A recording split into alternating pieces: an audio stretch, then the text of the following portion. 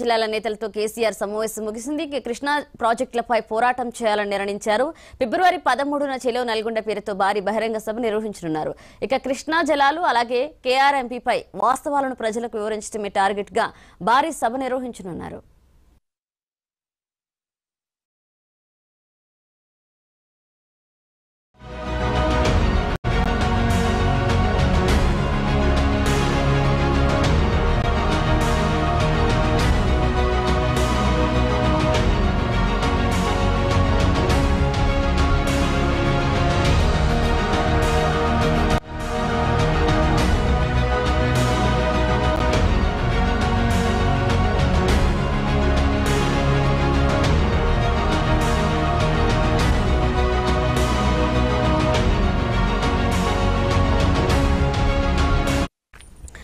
ప్రస్తుత సీఎం కు ప్రాజెక్టుల మీద అవగాహన లేదని, ప్రాజెక్టులు కేఆర్ఎంబీకి అప్పగిస్తే జరిగే నష్టం కూడా వాళ్లకు తెలియదన్నారు కేసీఆర్. ఇక తాము ప్రభుత్వంలో ఉండగా ప్రాజెక్టుల అప్పగింతకు ఒప్పుకోలేదని, రేవంత్ కు పాలన ఎలా చేయాలో అర్థం కావడం లేదని కేసీఆర్ అన్నారు.